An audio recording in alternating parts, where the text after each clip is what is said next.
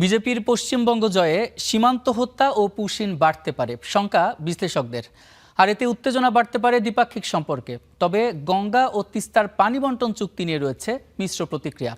পাশাপাশি তারা বলছেন, ক্ষমতার এই পালাবদলে শেখ হাসিনা বা আওয়ামী লীগ প্রশ্নে নীতিগত কোনো পরিবর্তন আসবে না। 2011 সালে সিপিআইএমের 34 বছরের রাজত্ব গুড়িয়ে পশ্চিমবঙ্গের মসনদে বসে মমতার তৃণমূল। এর 15 বছর পর দেশের সীমান্ত ঘেঁষা রাজ্যটিতে আবারও পালাবদল। যেই সরকারই আসুক না কেন বা থাকুক না কেন, তাদের সাথে আমাদের আলোচনার ভিত্তিতে সমাধান করতে হবে। তবে পররাষ্ট্রের এই প্রতিক্রিয়ার সঙ্গে নাও মিলতে পারে বাস্তবতা। এতে ঢাকা দিল্লি সম্পর্কে প্রভাব পড়বেই মনে করছেন বিশ্লেষকরা। ভারতের সঙ্গে 4096 কিলোমিটার সীমান্তের অর্ধেকের বেশি পশ্চিমবঙ্গের সঙ্গে। রাজ্যটিতে ক্ষমতার পালাবদলে বাড়তে পারে পুশ ইন, আর এতে ঊর্ধ্বমুখী হতে পারে উত্তেজনার পারদ। বাংলাভাষী বা বাঙালি মুসলিম হলেই তাকে যদি বাংলাদেশি ট্যাগ দিয়ে দেওয়া হয়, সেটি অত্যন্ত দুর্ভাগ্যজনক এবং সেটিকে ডিপ্লোম্যাটিক্যালি আমাদের হ্যান্ডেল করতে হবে।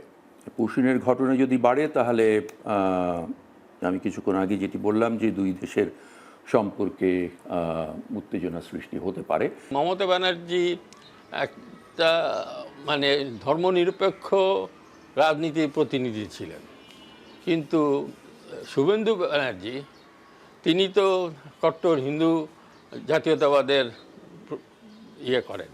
প্রতিনিধিত্ব করেন। তবে এর কিছু ইতিবাচক দিকও দেখছেন নয়াদিল্লির এই সাবেক ডেপুটি হাইকমিশনার। বলছেন, তিস্তা চুক্তিতে মমতার যে বাধার কথা বলে আসছিল ভারতের কেন্দ্রীয় সরকার, এবার সে বাধা কাটতে পারে।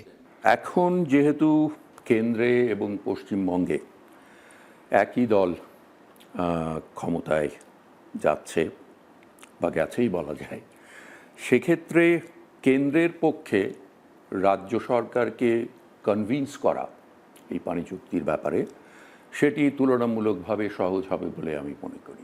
তবে সাবেক এই কূটনীতিকের সঙ্গে একমত নন আন্তর্জাতিক সম্পর্কের এই বিশ্লেষক। পশ্চিমবাংলার মুখ্যমন্ত্রী মমতা ব্যানার্জি তিনি বলতে চান যে কৃষির জন্য তিস্তার পানি পশ্চিমবাংলার জন্য খুবই গুরুত্বপূর্ণ। যে যুক্তিতে নরম হননি, সেই একই যুক্তি ভারতের পশ্চিমবাংলার স্বার্থের ব্যাপারটাও ওই কথা উঠে আসে।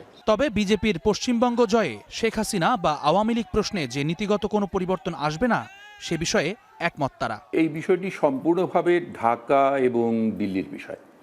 এখানে কোনো রাজ্য সরকারের কোনো ভূমিকা আমি দেখতে পাই না। ভারত কখনোই শেখ হাসিনাকে ফেরত পাঠাবেন না। Jumman Sadiq, javelin, Star News, Dhaka.